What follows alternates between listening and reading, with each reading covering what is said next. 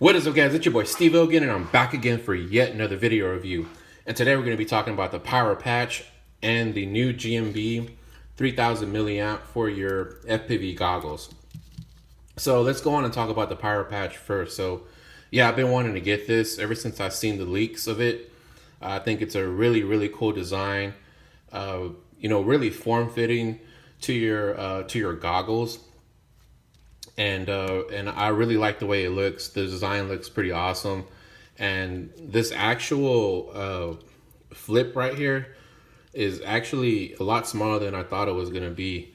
I thought it was going to be a little bit bulky and clunky from the pictures, but once I got it in hands, it's pretty it's pretty small. It doesn't get in the way when you're putting your goggles. So that was really kind of my concern when I'm putting on and off my goggles, that this was going to kind of be bumping in to my hands, or when I'm putting my goggles on my head. But I didn't have any problems or issues with the design. It looks a lot better than having something like this. This is what I was using before, and you have this on there, and it's kind of clunky looking, not too bad, but I was always bumping my hands on this TBS patch or TBS antenna right here, and it was always going left and right, and I was always having to adjust it and tighten it down. So, and I was kind of like bumping into things when tree branches and stuff like that when I'm walking under trees. So this is gonna help eliminate a lot of those issues. It's more form fitted to the goggle, and it has more of a a more modern look to it. I really like the design that Pyro came up with, and I believe TrueRC has a little part in designing this, and this is strictly for, or it's mainly for, the rapid fire and the TBS. So if you want to use something like a Forge module, it can be done. You're gonna have to do a mod to it for sure. A buddy of mine actually did his, and he's actually running on a Forge module, and he modded his to work with the LaForge. So I don't know if he bought a longer coax or he used the same one, but I know that he had to desolder one of these coax and have it running the opposite end so that it can connect to his module on this side of the goggle.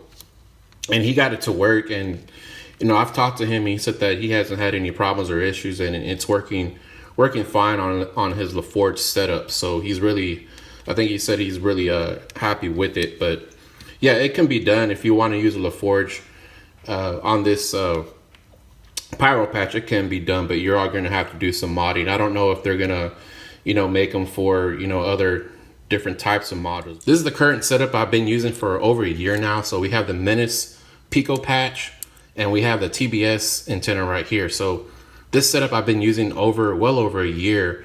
The TBS, I've been using that for probably 3 years or almost 4 years. Ever since I started at PV, I've been using this same antenna. So these are very good antennas. They're very durable.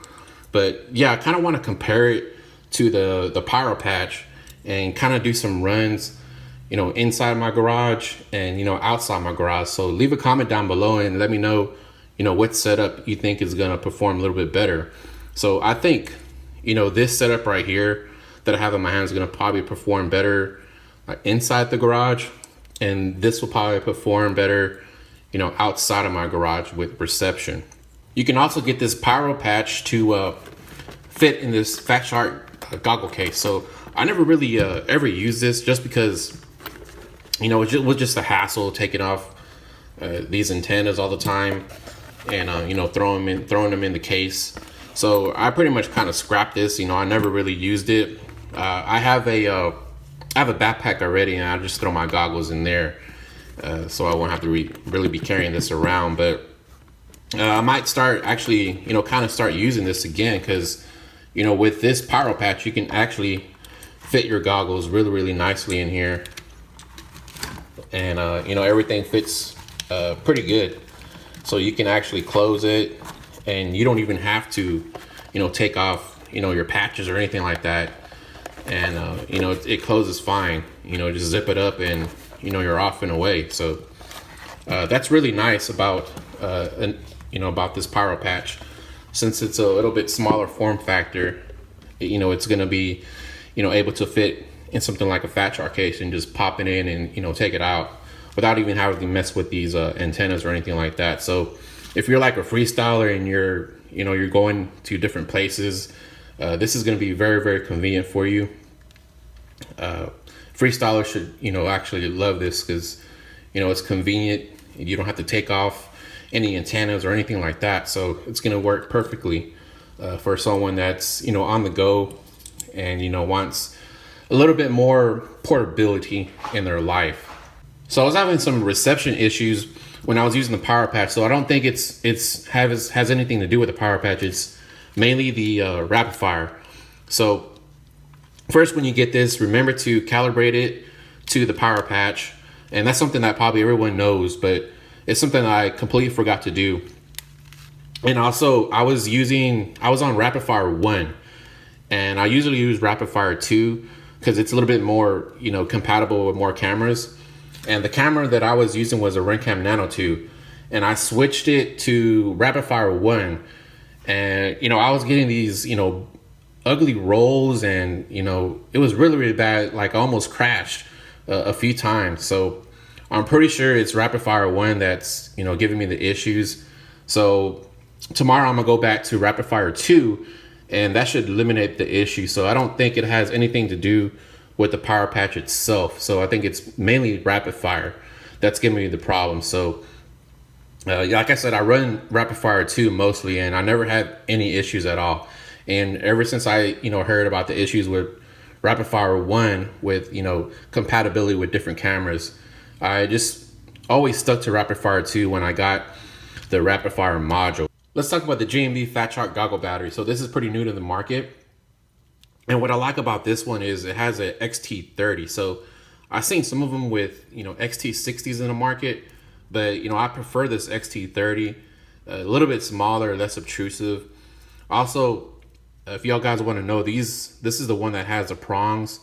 So you're not going to shouldn't have any issues with, getting power to your goggles. I know some of them that do not have these prongs, have that issue with power cutting out. And one of them I'm going to show you right here is the Tattoo, which also has, a battery indicator, which is really nice as well. But if you look, this does not have the prongs. So, this one right here doesn't even work on me anymore. I'm going to have to, mod it and change it out to one with prongs. So when you see, ones that don't have these prongs, they're going to be susceptible to, power outages. So I had a few times I was using this and, the power just went out, and, just because it didn't have these prongs on there, and I wasn't getting any power sometimes to the goggle. So, that's something to watch out for, but this one, you're not going to have any issues. I haven't had any issues. I've been using it for a few weeks now, and I'm glad to see that they have the prongs on this one. So, and that's what you see on the original. And this right here is not a on and off switch. So when I initially saw it, I was really, really happy because I thought it was an on and off switch, but it's just a battery indicator. So that's going to do it for my little overview here. Look in the near future for, a comparison between both of these. If you're new to the channel, please like, comment, and subscribe. Hit that like button, hit the bell so you get notified, when my videos come out. So you'll be one of the first to see my videos. And yeah, look for a video.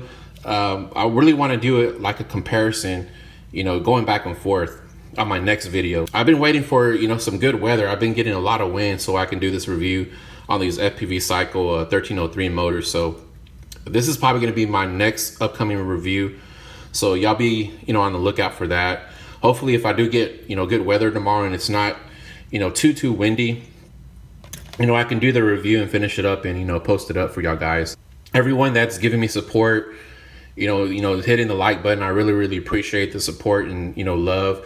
Everyone that comments, just thanks for, coming to the channel and, listen to me, speak about quads and, my knowledge about them, and, maybe giving y'all a little bit of info, maybe helping, the next person out. So y'all guys like, comment, and subscribe.